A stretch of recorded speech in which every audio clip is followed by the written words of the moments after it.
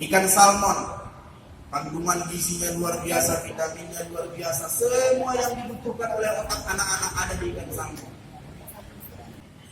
Allah buat siklusnya, dia mesti bertelur di tempat paling ujung yang paling jernih, dan dia akan besar di muara antara sungai dan lautan.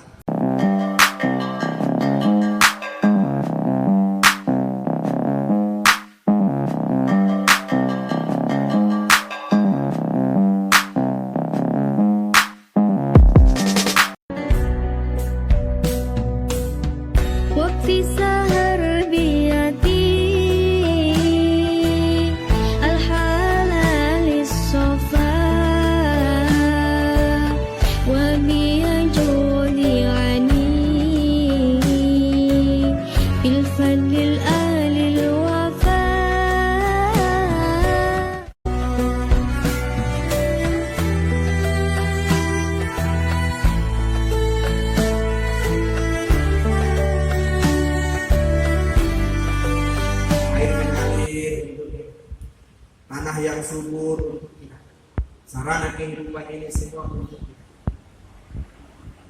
Wazallalnaha lahum faminha rakuhum wa minha ya'kulun. Dalam surah Yasin, kami tundukkan semua binatang itu bagi kalian. Sebahagian binatang itu ada yang bisa kalian makan, sebahagian binatang itu ada yang bisa kalian tunggangi. Ada yang untuk dimakan dagingnya, ada yang untuk dijadikan kendaraan tunggangan, ada yang untuk perhiasan, ada yang kita suka suaranya saja, ada yang kita suka warnanya saja, ada yang kita butuhkan tenaganya saja. Burung kecil-kecil mahal-mahal ya Bu, bukan untuk dimakan, karena kita senang suaranya, burung beo. Kita begitu datang, Assalamualaikum, Assalamualaikum. Apapun yang sering dibilang sama tuan rumah, itu yang sering dia bilang. Itu enak nggak dimakan? Oh, nangis kita kalau mati, sampai hatinya melik. Ayam saya kalau mati atau sebelum mati disembelih, nggak akan mau saya makan. Saya yang kasih piara tiap hari, kasih makan tiap hari, absen pagi sore. Bahkan saya tahu dia nginap di mana malam ini. Semalam kamu di mana? Bobok sama siapa? Ngapain aja? Giliran dia nggak datang semalam, saya suntuk, saya cari ketemu paginya. Tahu-tahu disembelih orang rumah. Alamak. Gak sampai hati makan. Maka Anjeli sering cari cara ayam papa itu. Kalau nggak dibilangnya, besok saya cari. Ayah jawabnya, mending dibilang. Kenapa? Baru enak, gak mungkin marah. Dari kemaan mulakan Allah SWT. Al-Muqim, Allah yang maha menyediakan semua kebutuhan kita, semua makanan kita, semua minuman kita, semua fasilitas untuk kesehatan kita, semua fasilitas untuk kenyamanan, kebugaran, kesegaran kita. Allah siapkan semua. Di lautan ada ikan yang cantik-cantik warna-warni. Di tengah lautan ada karang yang cantik, tumbuh-tumbuhan, rumput-rumput laut yang cantik. Ada berbagai macam keong, ada berbagai macam kepiting, ada berbagai macam kerang yang cantik. Untuk siapakah kecantikan, keindahan di dalam lautan? Apakah itu akan dinikmati oleh ikan itu sendiri? Mengertikah ikan dengan keindahan? Mengertikah belut dengan keindahan? Mengertikah kerang-kerang di lautan dengan keindahan? Tidak, mereka tidak mengerti keindahan. Indahnya di dalam lautan adalah untuk manusia, tapi manusia tidak diciptakan untuk menyelam.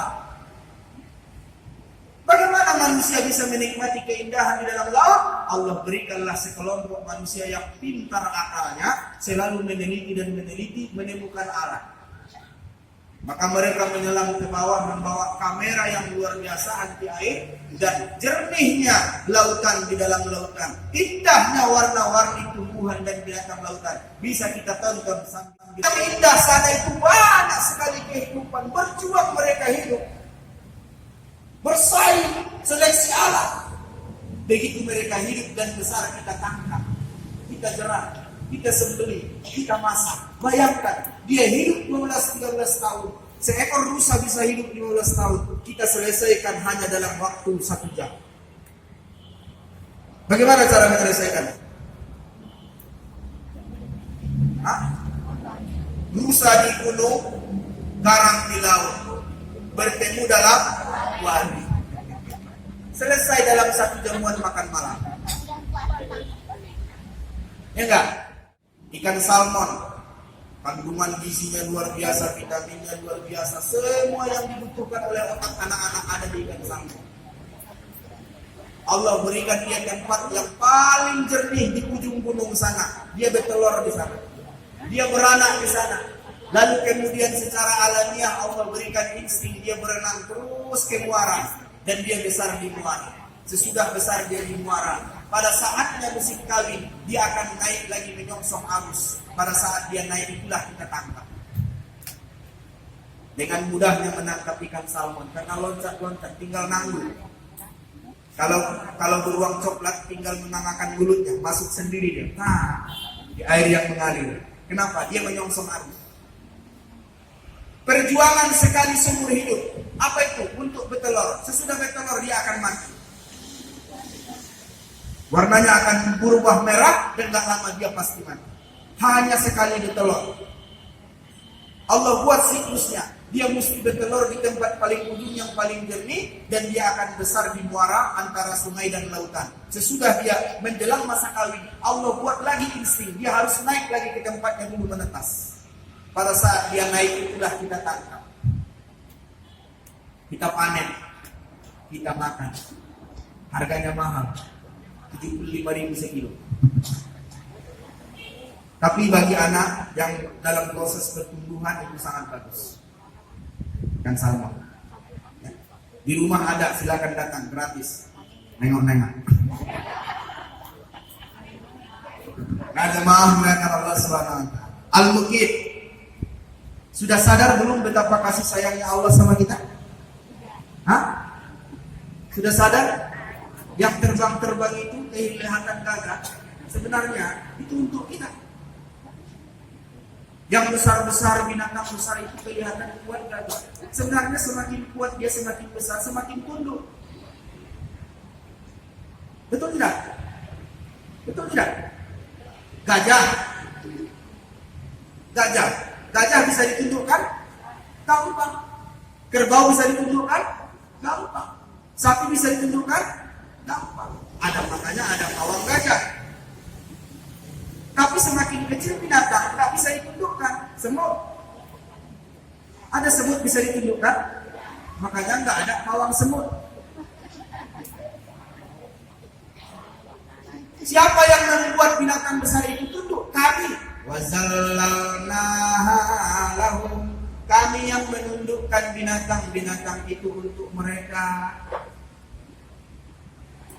Karena memang dia diciptakan untuk kita. Ada yang kita tunggangi, ada yang kita makan, ada yang kita nikmati saja keindahan warnanya, ada yang kita nikmati saja suara-suaranya, ada yang kita nikmati saja kelucuannya, keimutannya, seperti kucing, kelinci, tikus. Sekarang ada tikus putih pula. Apa namanya sih bukan tikus ya? Hamster. Hamster. Hamster. Coba. Memang tertinggi adalah manusia. Kita lihat lagi. وَجَعَلَ فِيهَا رَوَاسِيَ مِنْ فَوْقِهَا وَبَارَكَ فِيهَا وَقَدَّرَ فِيهَا أَقْوَاتَهَا فِي 4 أَيَّامٍ سَوَاءً لِلسَّائِلِينَ. Dialah Allah yang menjadikan gunung-gunung di atasnya dan memberikan keberkahan padanya. Apa itu maksudnya? Di gunung-gunung itu ada binatang, ada bulu-bulu, ada tanaman, ada tumbuhan. Binatangnya bisa kalian tunggangi, binatangnya bisa kalian makan. Burung-burungnya bisa kalian tangkap, kalian makan. Burung-burungnya bisa kalian tangkap, kalian pelihara untuk menambah rasa nyaman, senang. Tanam-tanamannya bisa kalian jadikan kayu bakar, bisa kalian makan buahnya, bisa kalian jadikan sayuran, bisa obat-obatan. Semua itu yang ada di gunung-gunung Allah berikan keberkahan. Semuanya untuk manusia. Wa qaddara fiha aqwataha, dan dari kata aqwataha ini lakut ya, aqwataha. Dan dia yang menyiapkan padanya kadar-kadar makanannya. Dalam gunung itu banyak sekali sumber daya alam yang sangat kita butuhkan. Di arba'ati ayyam, 4 hari. 4 hari Allah menyiapkan segala bentuk makanan minuman yang kita butuhkan. 4 hari. Mulai dari Ahad, Isnin, Selasa, Rabu. 4 hari. Hari kelima disempurnakannya lagi. Allah ciptakan lagi yang lebih dari itu. Kemudian hari ke-6 barulah diciptakan manusia pertama, yaitu Adam. Jadi konsepnya kalau dalam Islam, sarana dan prasarana kehidupan dulu, baru ada kehidupan. Itu dalam Islam. Tapi dalam agama lain, wallahu a'lam, apakah benar atau tidak, kehidupan dulu, baru menyusul sarana kehidupan. Kalau kita tidak, sarana dulu, baru ada orang. Sama dengan kita mau melihara ikan. Mana lebih dulu? Bikin kolam, diisi air, baru beli ikan. Atau beli ikan dulu, baru bikin kolam, baru isi air. Mana lebih dulu? Kolam ikan dulu. Habis itu baru diisi air. Habis itu baru beli ikan. Tanya Umi kalau nggak benar. Siapa yang menyiapkan semua makanan itu? Allah. Allah. Wa ma min dabbatin fil ardi inna 'ala Allahi rizquha. Tiadalah satu binatang yang melata pun di muka bumi ini kecuali Allah yang menjamin rizki. Macam-macam bentuk rizki, tapi semuanya punya rizki. Ada binatang yang Allah ciptakan hanya untuk memakan kotoran aja. Kalau nggak kotoran nggak mau dia makan. Apa itu? Lalat. Kumbang. Maaf, kumbang yang menggulung kotoran itu apa? Yang dia bisa seperti bola besar. Kalau ada kotoran, dia besar di situ. Kumbang apa namanya? Dia makan kotoran. Ada binatang yang Allah ciptakan tidak suka sama sekali dengan kotoran. Dia hanya makan yang cantik-cantik, yang manis-manis, yang indah-indah. Itulah lebah. Lalat dan lebah sama-sama pangkalnya. Bentuknya mirip, hanya beda sedikit besar. Bentuk lalat dengan lebah mirip. Mukanya, perutnya, sayapnya, tapi beda karakter. Kalau lalat dilepaskan di taman bunga, dia tidak akan mau hinggap. Dia akan mencari tempat sampah. Tapi kalau lebah dilepaskan di tempat sampah, dia tidak akan hinggap. Dia akan mencari sekuntum. Jadikan dirimu jangan macam lalat, selalu mencari yang busuk-busuk. Kebaikan orang tidak pernah kau ingat, tapi kebusukan satu aja selalu kau ingat. Berarti karakter adalah karakter lalat. Jadikan karaktermu seperti lebah. Sejahat apapun orang, sebanyak apapun kesalahan orang, lupakan aja. Karena kamu suka hinggap di bunga yang indah. Jadi jangan suka mencari kesalahan, kekurangan, keburukan orang, tapi senanglah melihat kebaikan orang. Itulah lebah. Dan Nabi bilang, jadilah kalian seperti lebah. Ini ibarat Allah jadikan perumpamaan. Innallaha la yastahi ayyadriba masalan ba'udah. Sesungguhnya Allah tidak malu membuat perumpamaan hanya seperti lalat. Karena lalat itu pelajaran bagi 1 hektar tempat sampah dilewati oleh lebah.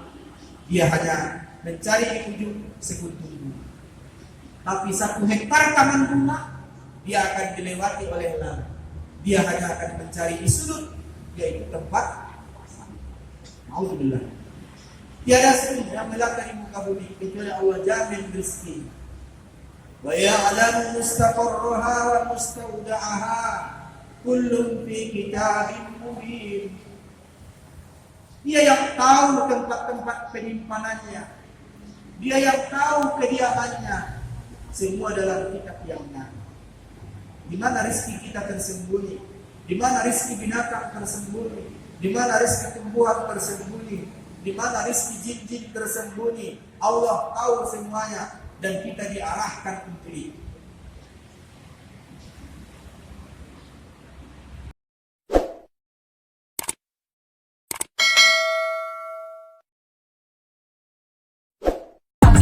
Stop.